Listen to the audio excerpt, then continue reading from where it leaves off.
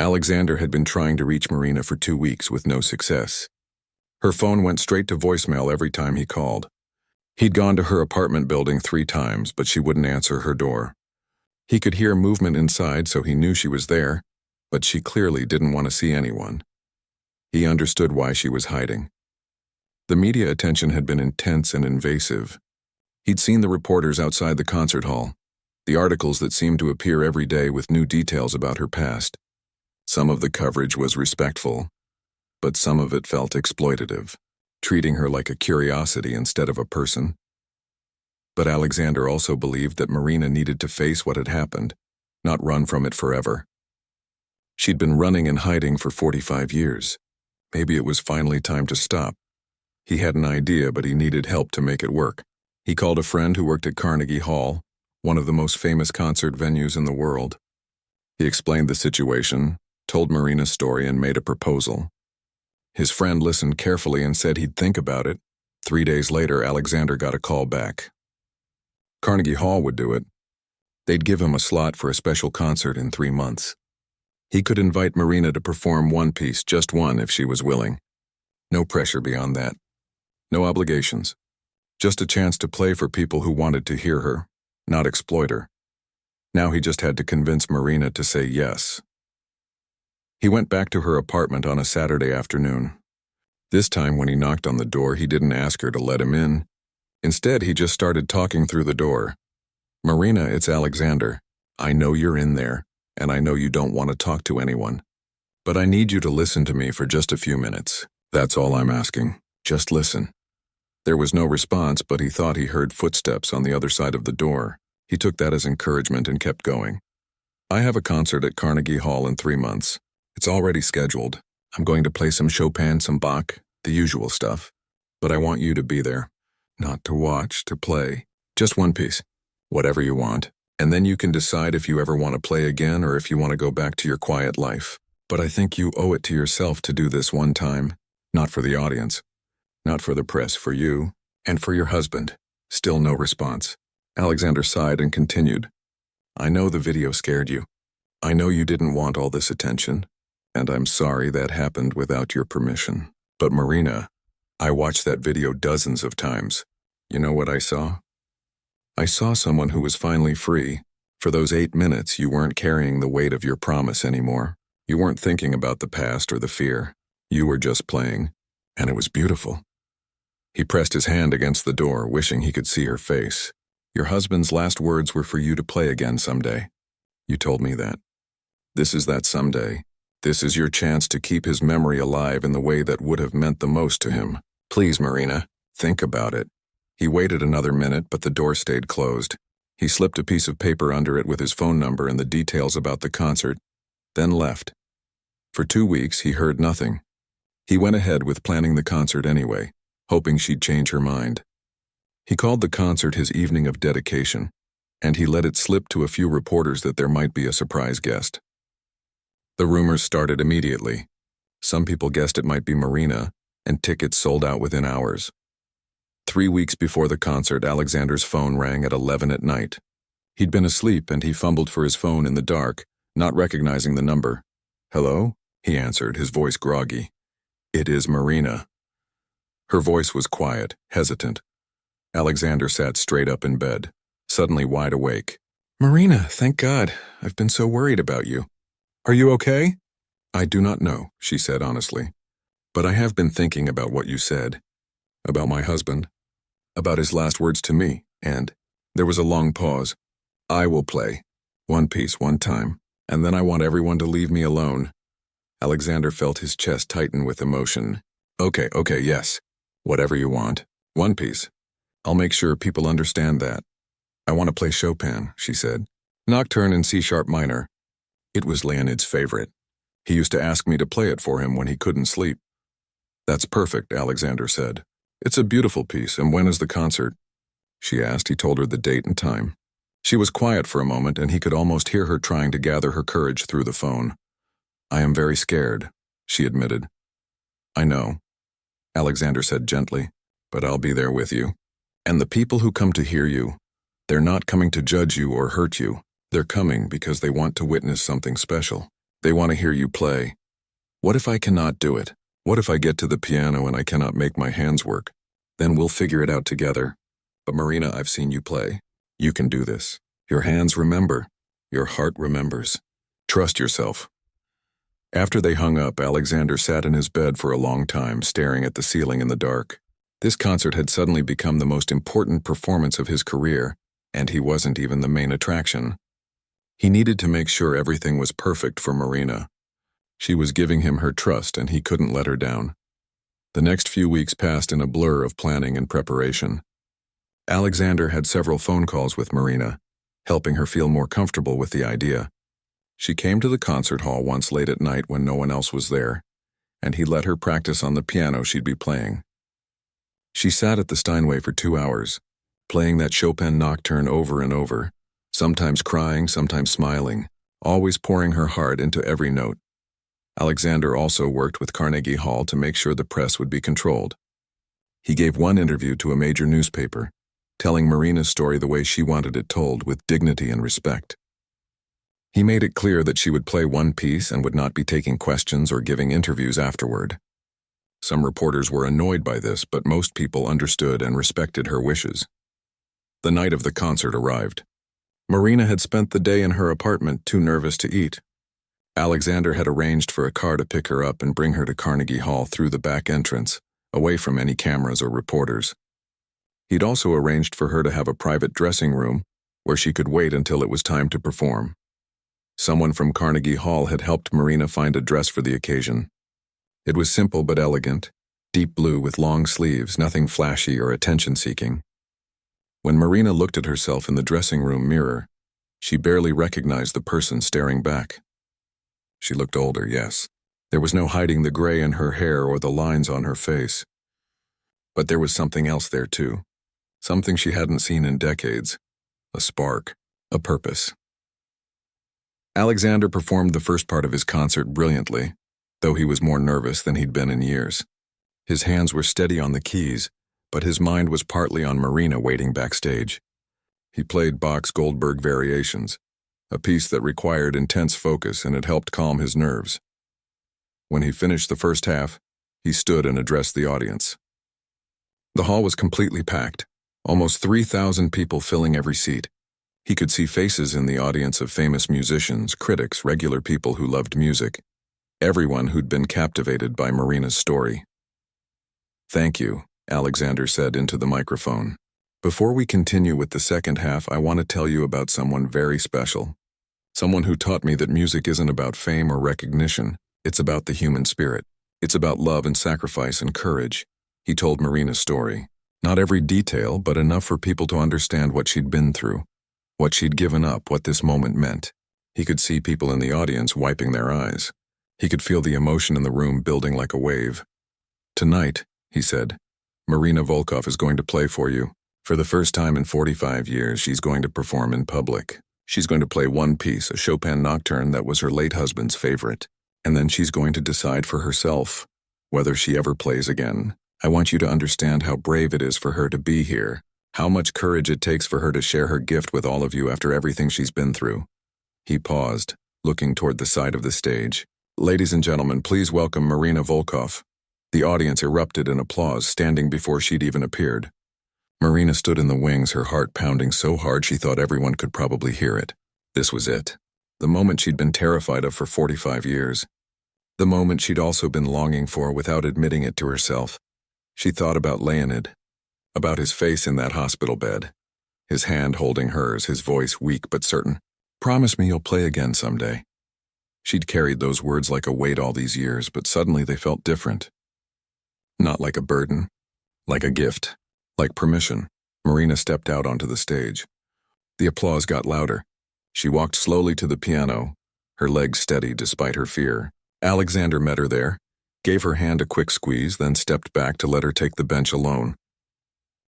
She sat down. The applause gradually quieted until the hall was silent. Almost 3,000 people, all watching her, all waiting. Marina placed her hands on the keys and closed her eyes. For a moment, she was back in their tiny apartment in Queens. Leonid sitting on their worn couch, asking her to hum him a song because humming didn't count as playing. "Hum me the Chopin Nocturne," he'd say. "The one that sounds like moonlight." And she'd hum it quietly, and he'd close his eyes and smile. Marina began to play. The first notes of the nocturne floated out into the hall, soft and tender like a whisper or a prayer. It was a piece about night, about solitude, about beauty and darkness, and she played it not for the audience, though they were there. She played it for Leonid, for the man who'd loved her enough to let her give up her music, for the man who'd spent his last breath telling her to find her way back to it.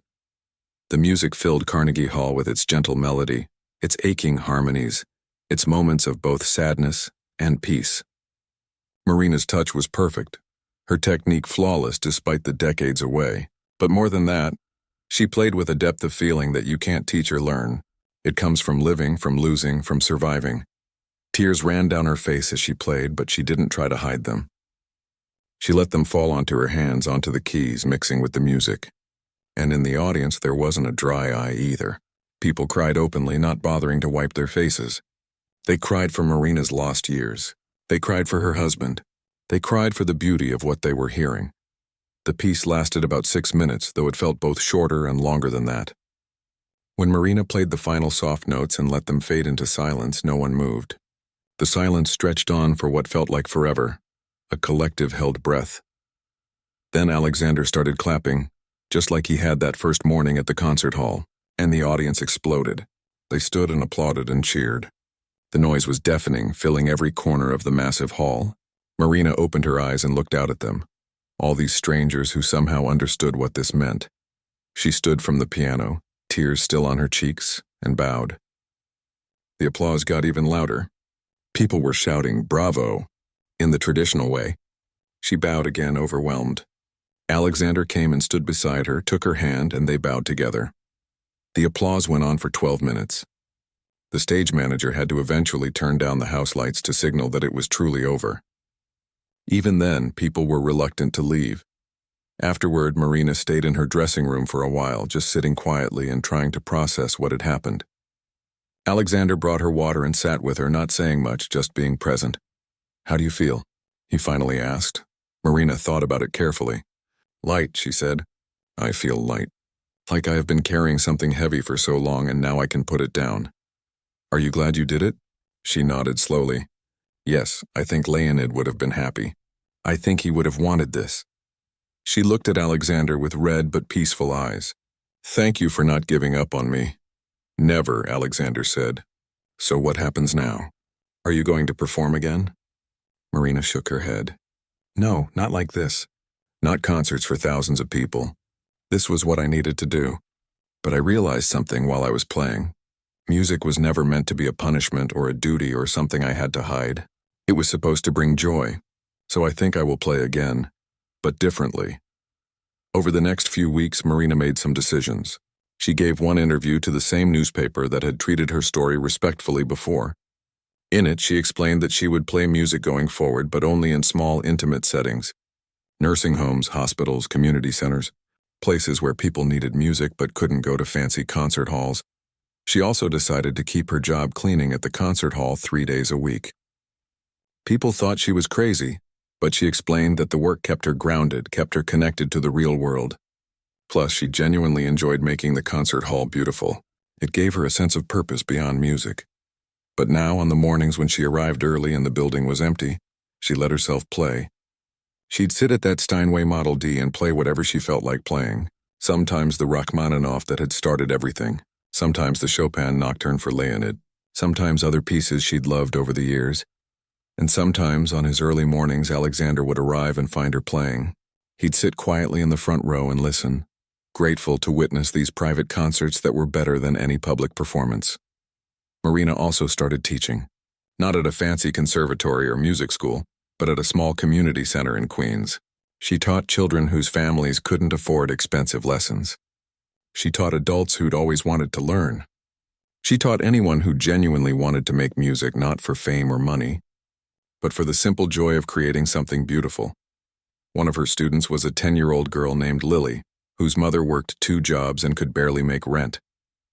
Lily had incredible natural talent, and Marina saw herself in the child's eager eyes and quick fingers. She taught Lily for free, staying after class to give her extra time, lending her books and sheet music. One day, Lily's mother came to thank Marina. "She talks about you all the time," the mother said. "You're her hero. She says when she grows up she wants to play piano just like Miss Marina." Marina smiled and shook her head. "Tell her to play piano like Lily, to find her own voice. That is the most important thing." 6 months after the Carnegie Hall concert, Marina was playing at a small hospital on a quiet Sunday afternoon. She'd brought a keyboard and set it up in the common room. About 20 patients had gathered to listen, some in wheelchairs, some with IV poles, some just looking tired and worn down by illness. She played gentle, calming pieces. Nothing too complex or showy, just beautiful music meant to bring a little peace to people who were suffering. When she finished, an elderly man in a wheelchair rolled up to her. He had tears in his eyes. "Thank you," he said. "My wife used to play piano. She died last year, and I haven't heard piano music since. This reminded me of her. It felt like she was here with me for a few minutes." Marina took his hand and held it gently. "That is what music is for," she said. "To connect us. To remind us we are not alone. To bring back the people we love, even if just for a moment." That night, Marina went home to her small apartment in Queens. She made herself tea and sat by the window looking out at the lights of the city. She thought about the long, strange journey her life had taken. The triumph of her youth in Russia. The crushing loss when she'd had to give up her music. The decades of silence and grief. The fear and chaos after the video went viral. And finally, the peace she'd found by choosing to play on her own terms. She thought about Leonid and imagined him sitting beside her, the way he used to in their tiny apartment. She could almost hear his voice. "You did it, Marina," he'd say. "You kept your promise. Both of them. You stayed silent when you had to, and you played again when it was time. I'm proud of you." Marina smiled and whispered into the empty room, "I'm proud of me too." She finished her tea, washed the cup, and went to bed. Tomorrow she'd wake up at 4 in the morning like always. She'd put on her cleaning uniform and take the subway to Manhattan.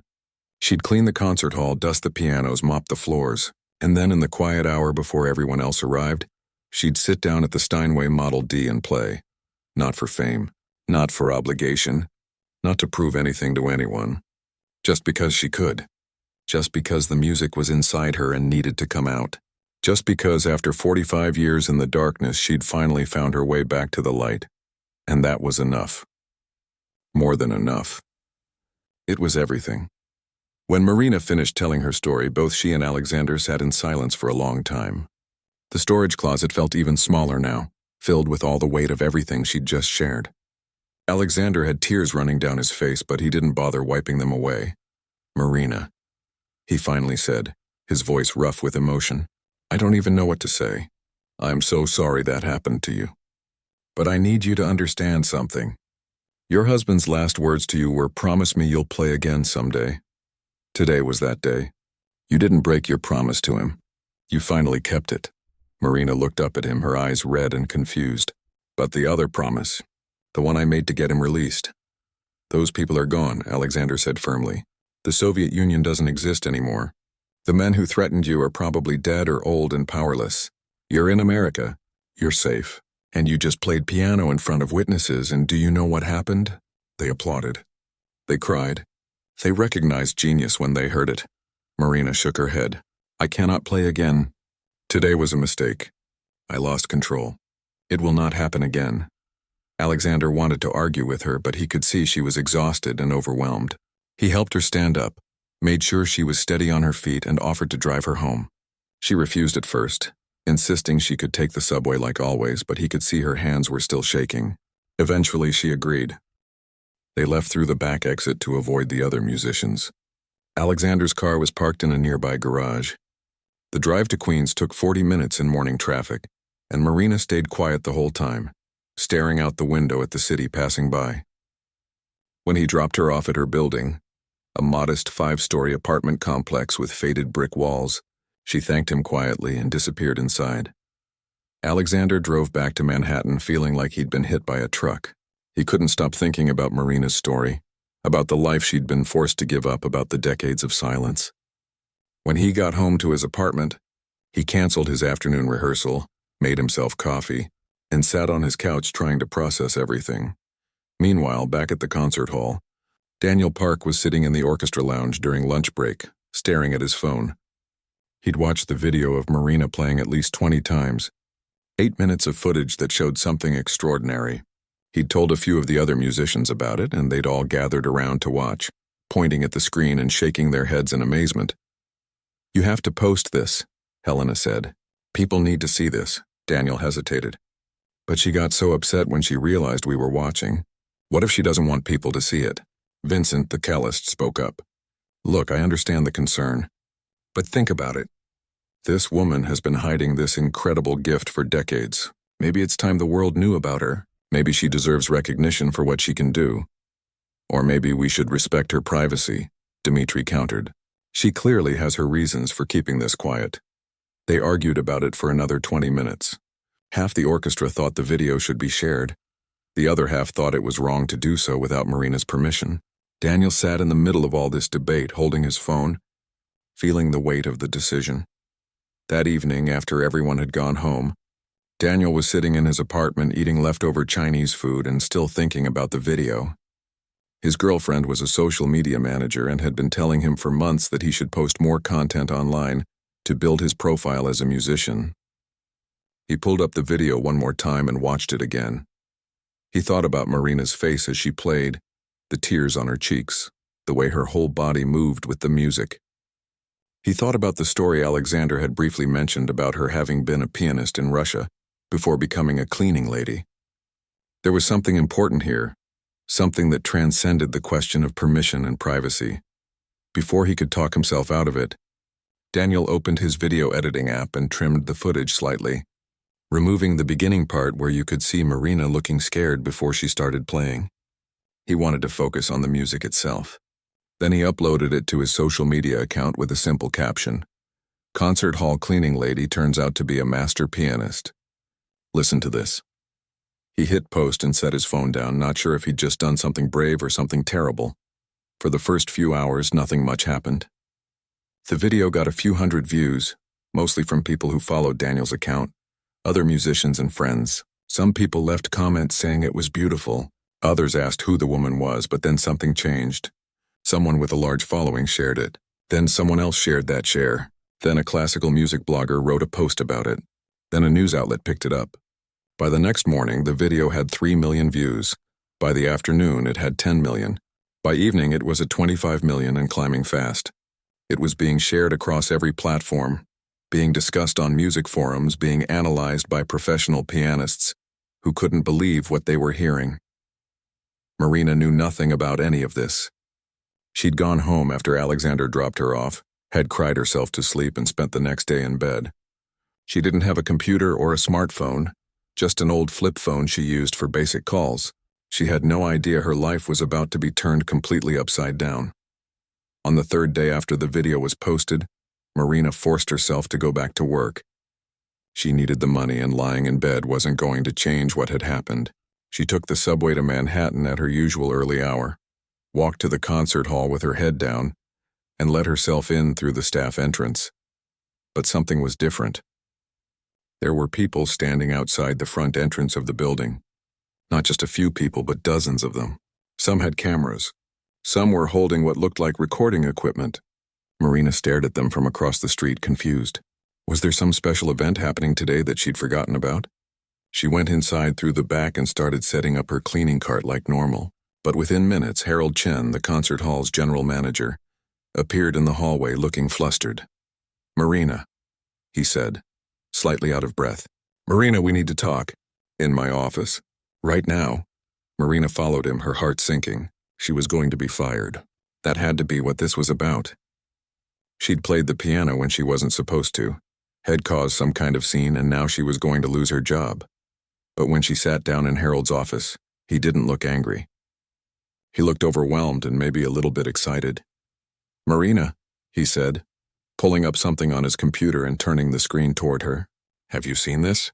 On the screen was a frozen image of a video. It showed a woman sitting at a piano. Marina looked closer and felt her stomach drop. "The woman on the screen was her. What is this?" she whispered. Harold clicked play. For the next 8 minutes, Marina watched herself play Rachmaninoff, watched her own tears fall, watched her hands move across the keys. The video quality wasn't perfect, but it was clear enough. Clear enough to see her face. Clear enough to hear every note she'd played. When it ended, Marina just sat there in shock. Harold started talking, his words coming out fast. Marina, this video has been viewed over 50 million times. 50 million. It's everywhere. News outlets are calling us. Music magazines want interviews. People are trying to figure out who you are. We've had reporters camping outside since yesterday. Marina felt like she couldn't breathe. 50 million? She repeated. That is not possible. It's true, Harold said. He showed her his computer screen, scrolling through article after article. Major newspapers, television news websites, international classical music publications. All of them were writing about the mysterious cleaning lady who could play piano like a master. They're calling you the hidden virtuoso, Harold continued. People are going crazy trying to learn more about you. Some musicians online are analyzing your technique, saying it's at a professional level. Others are questioning whether it's real or staged somehow. Marina, this is huge. Marina stood up so fast her chair rolled backward. No, she said. No, this cannot happen. Who recorded this? Who put it on the internet? Harold looked uncomfortable. It was one of our violinists, Daniel Park. He recorded it on his phone when you were playing. He posted it online a few days ago. Marina's hands were shaking again. She felt betrayed, exposed, vulnerable. She'd played that morning because she'd lost control, because for one brief moment she'd allowed herself to forget about her promise. And now 50 million people had seen it. 50 million strangers had watched her most private moment. I need to go, she said, backing toward the door. I need to leave. Marina, wait, Harold said. There are opportunities here. Real opportunities. Alexander Chen has been calling me. He wants to help you. And there are concert halls that want to offer you performance slots. There's a philanthropist who wants to sponsor you. This could change your life. But Marina was already leaving, half running down the hallway. She grabbed her coat from the staff room and headed for the back exit. But when she opened the door, there were people there too. Reporters who'd figured out where the staff entrance was. They started shouting questions the moment they saw her. Are you Marina Volkov? Is it true you trained in Russia? Will you give a concert? How does it feel to be famous overnight? Marina pushed through them, not answering, keeping her head down. Someone grabbed her arm and she yanked it away. She half walked, half ran to the subway station, her heart pounding so hard she thought it might explode. People on the subway stared at her like they recognized her. Or maybe she was just being paranoid. She couldn't tell anymore. When she finally got back to her apartment, she locked all 3 locks on her door and slid down to sit on the floor with her back against it. This was her nightmare. This was exactly what she'd been afraid of for 45 years. Being seen. Being known. Being exposed. Her old flip phone rang. She didn't recognize the number and didn't answer. It rang again 5 minutes later. Different number. Then again. Then again. Someone had gotten her phone number and was passing it around. Or maybe multiple people had it. She turned the phone off and sat in the silence of her apartment, feeling like the walls were closing in. Over the next week, things got worse instead of better. Reporters found out where she lived and knocked on her door at all hours. Her phone was useless, flooded with calls from numbers she didn't know. The concert hall put her on paid leave, partly to protect her from the media circus, partly because they didn't know what else to do. Marina stopped leaving her apartment except to buy food at the small grocery store on the corner. And even then, she wore a hat and sunglasses, trying to hide. She watched the news one evening and saw herself on television, her face frozen in that moment of pure emotion at the piano. The reporter was speculating about her background, interviewing music experts who analyzed her technique. Someone had even dug up old records from Russia.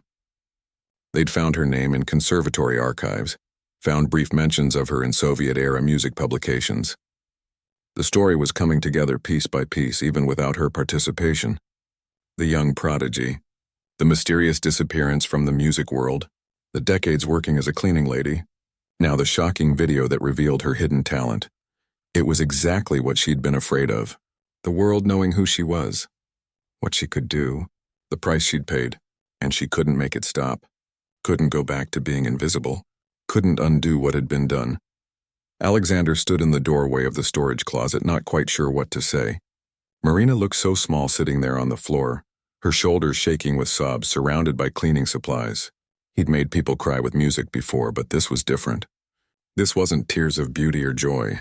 This was grief raw and deep and old, Marina, he said softly. Can I come in? She didn't answer, but she didn't tell him to leave either. He took that as permission and stepped inside the small space, closing the door partway behind him to give them some privacy. There was barely enough room for both of them, but he managed to sit down on the floor across from her, his back against a shelf full of paper towels. For a while, neither of them spoke. Marina continued crying, her hands pressed against her face. Alexander just waited. He'd learned over the years that sometimes the best thing you could do for someone was simply be present, not try to fix things or rush them through their feelings. Finally, Marina's sobs began to quiet. She lowered her hands and looked at him with red, swollen eyes. Her face was blotchy and wet with tears. She looked exhausted, like crying had taken every bit of energy she had left. I broke my promise, she whispered. After 45 years, I broke it. Alexander leaned forward slightly. What promise? Marina took a shaky breath and wiped her face with the sleeve of her uniform.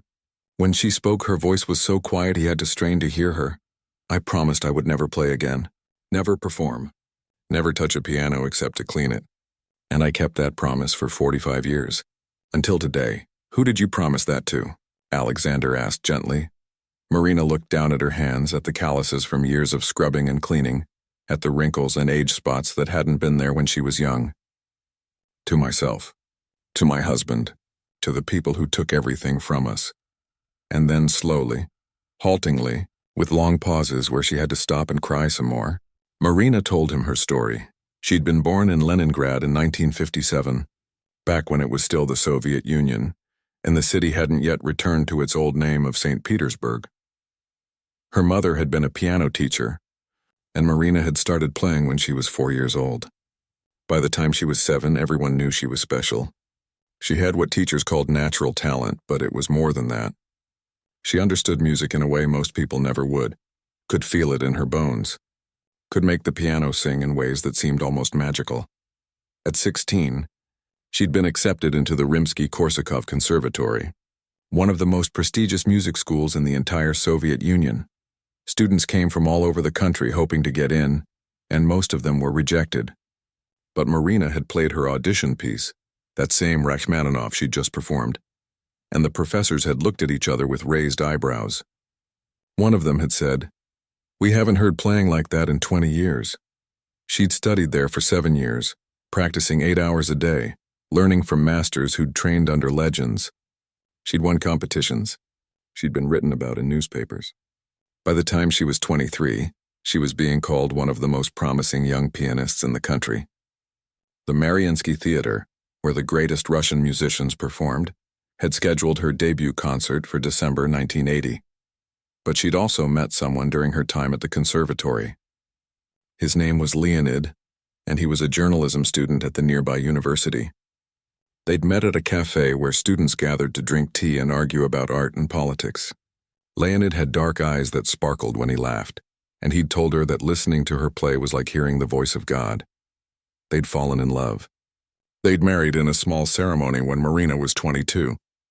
Her mother had cried, telling her she was too young, that she should focus on her music. But Marina had been certain that she could have both love and a career. She'd been so young, so naive, so sure that nothing bad could happen to her.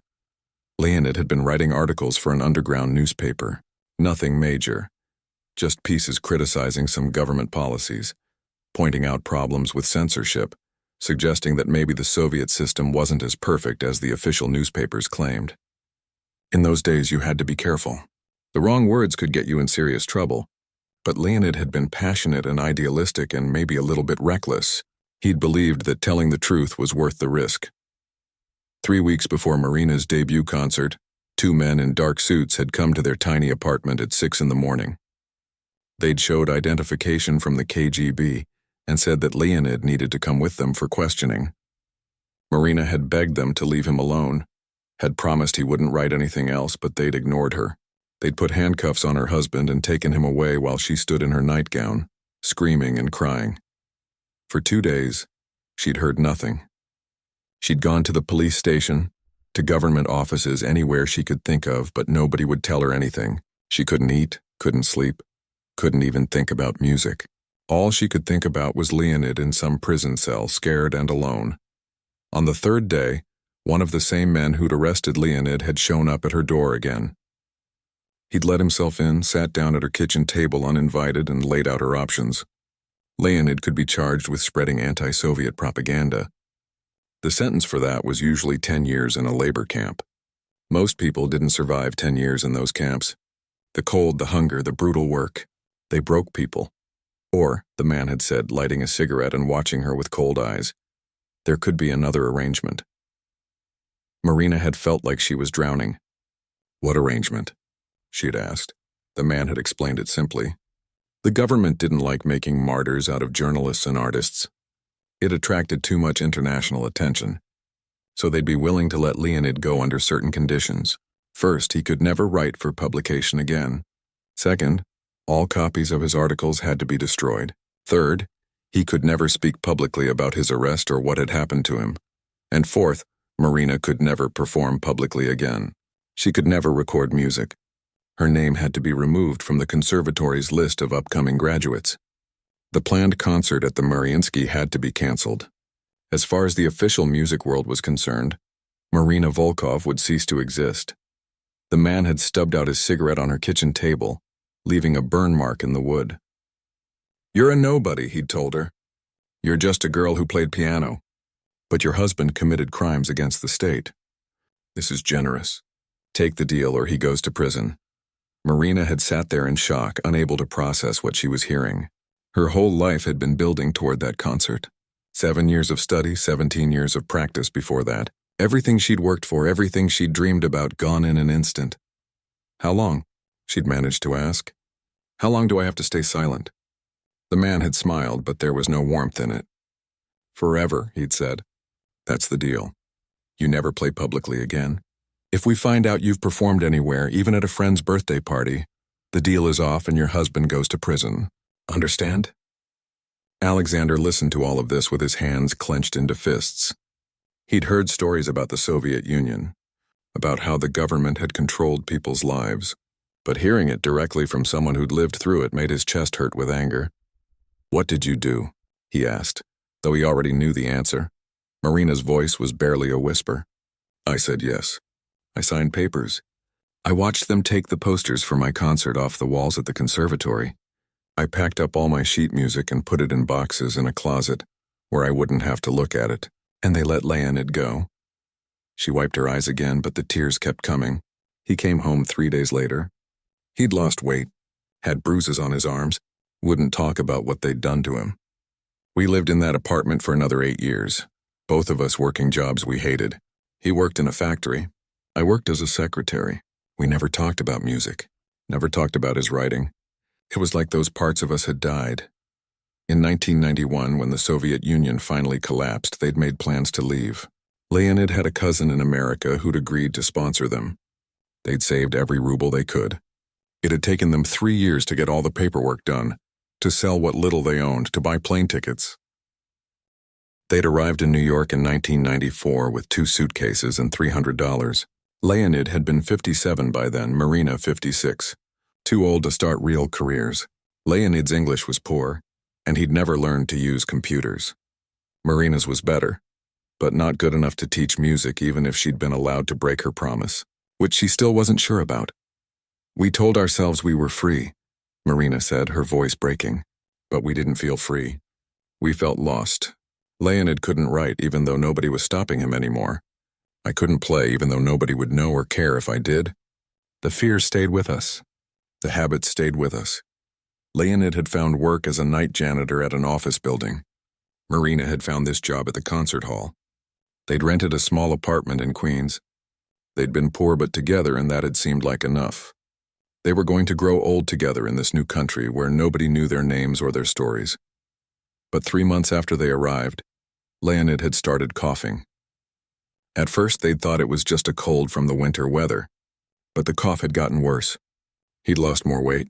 Finally, Marina had forced him to go to a free clinic, and the doctor had told them it was tuberculosis.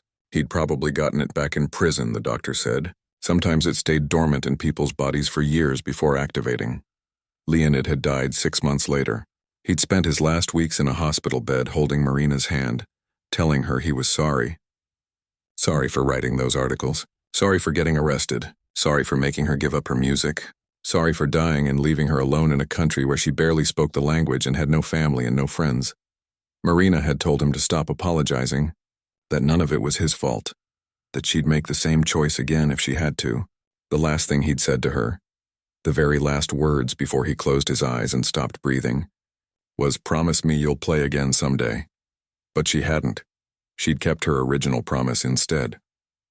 For 29 years, she'd worked at this concert hall, cleaning the pianos she used to play, listening to other people make music, keeping her own gift locked away inside where it couldn't hurt anyone.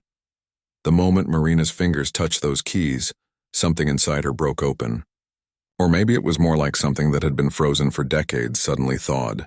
She could feel the smooth, cool ivory under her fingertips, could feel the slight resistance before each key gave way under the pressure, could feel the weight and balance of the action, the mechanical heart of the piano responding to her touch. For a long moment, she just sat there with her hands resting on the keys, not pressing down, not making any sound. Her eyes were still closed. Alexander sat perfectly still beside her, barely breathing, sensing that something important was happening. Then Marina began to play. The first notes were tentative, almost whisper quiet.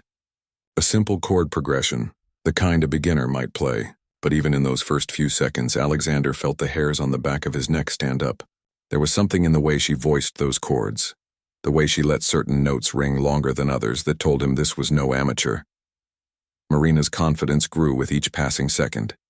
Her hands began to move more freely across the keyboard, her fingers finding their way around like they were remembering a path they'd walked 1,000 times before.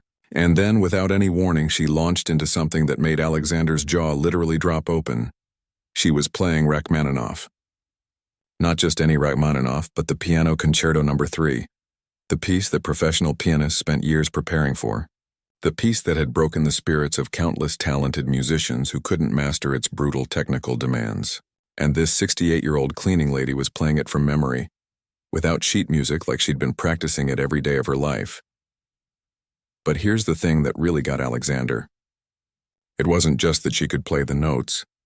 Lots of pianists could play the notes if they practiced enough. It was how she played them. Every phrase had meaning. Every dynamic change told a story. When the music called for power, her hands crashed down on the keys with surprising strength.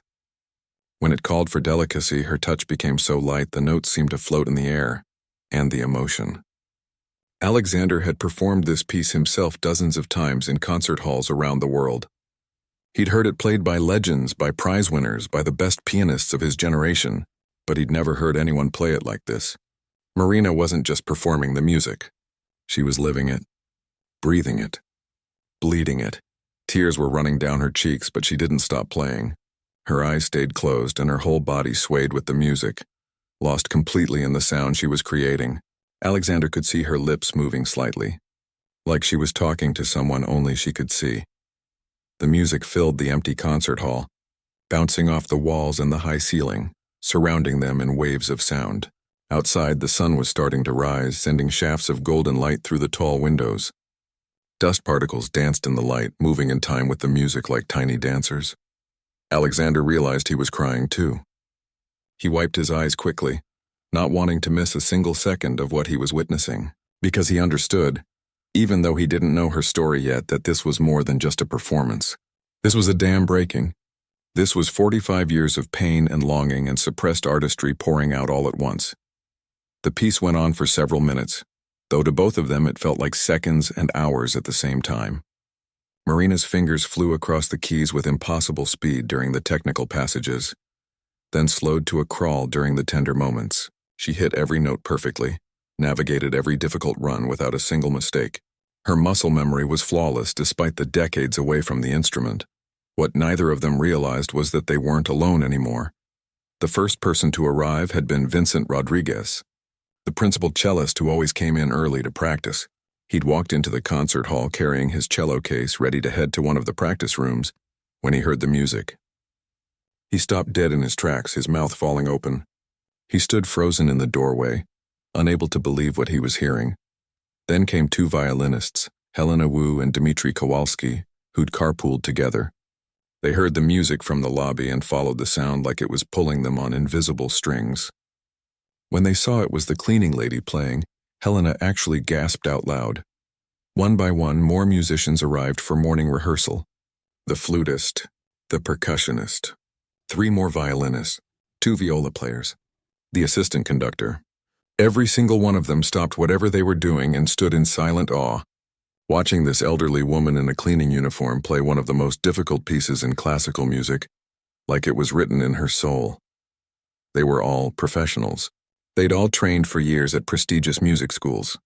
They'd all performed in front of thousands of people. But none of them had ever seen anything like this. There was something raw and honest and devastating about Marina's playing that you couldn't learn in any conservatory. It came from somewhere deeper than technique. It came from a place of profound loss and desperate love. Daniel Park, a young violinist who'd just joined the orchestra 6 months ago, pulled out his phone. His hands were shaking so badly he almost dropped it. He knew he was witnessing something extraordinary, something that people needed to see. He opened his camera app and pressed record, angling the phone so he could capture Marina's hands on the keys. Marina played on, completely unaware of her growing audience. She was somewhere else entirely. In her mind, she was 23 years old again, sitting in a practice room at the conservatory in Leningrad. She could smell the old wood and the steam from the radiators. She could hear her teacher's voice encouraging her, pushing her to dig deeper into the music. She could see her husband sitting in the corner of the room reading a book but looking up every few minutes to smile at her. The music built to its climax. Marina's whole body was involved now. Leaning into the piano, her foot working the pedals with precise timing. The sound grew louder, more intense, filling every corner of the massive hall. And then, in one final flourish, she played the last crashing chord and let it ring out, keeping her foot on the sustain pedal, letting every overtone sing until the sound naturally faded into silence. For several seconds after she finished, nobody moved. Nobody made a sound. Marina sat with her hands still on the keys, her eyes still closed, her chest heaving as she tried to catch her breath. The morning light was streaming through the windows now, bathing her in gold. She looked almost like a statue, frozen in this moment of pure musical expression. Then Alexander started clapping, not the polite golf clap of a formal concert, but real applause, hard and fast and full of genuine amazement. The sound broke the spell and suddenly everyone else joined in. The applause grew louder and louder until it was thunderous, echoing off the walls. Marina's eyes flew open. The first thing she saw was Alexander beside her, tears on his face, clapping so hard his hands must have hurt. Then she turned her head and saw them. 30 people, 30 professional musicians standing in clusters around the concert hall, all of them applauding, many of them crying. The color drained from Marina's face. Her hands flew to her mouth. She looked him.